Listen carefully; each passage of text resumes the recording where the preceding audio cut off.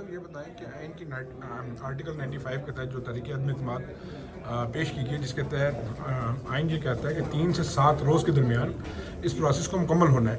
اگر in case کسی وجہ سے یا کوئی بہانہ نکال کے یہ پروسیس مکمل نہیں کیا جاتا تو پھر آئین کس کو سزا دیتا ہے, وہ سزا کیا ہے اور اس کا طریقہ کار کیا ہے؟ کہ بنیادی بات ہے آرٹیکل 95 کو پڑھیں. اس کے ساتھ یہ بھی ہے کہ اسپیکر یہ جو ریکوزیشن سیشن ہے اور جس میں نو کانفیڈنس موو ہو جائے اس کو پروروگ نہیں کر سکتا.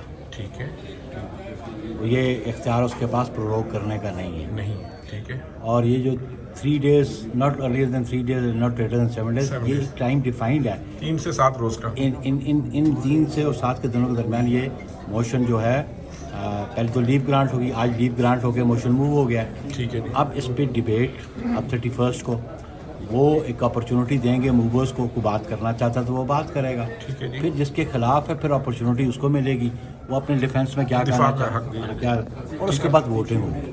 ٹھیک ہے جی. اور یہ قطعاً آئین لگاتا ہے اسپیکر کے پاس یہ اختیار قطعاً نہیں ہے. ایڈجرمنٹ 1 دن کی 2 دن کی تو ایڈجرمنٹ تو کر سکتا ہے لیکن پروروگ نہیں کر سکتا. ہم سر بخاری جی بتائیں اگر 7 روز سے آگے لے جاتے ہیں بات 7 دنوں کی نہیں ہے. 7 دنوں سے ہے کہ موشن موو ہونا جو ہے وہ 3 اور 7 دنوں کے درمیان تھا. ٹھیک ہے. یہ قطعاً نہیں ہے کہ 7 دنوں کے اندر ووٹ ہو.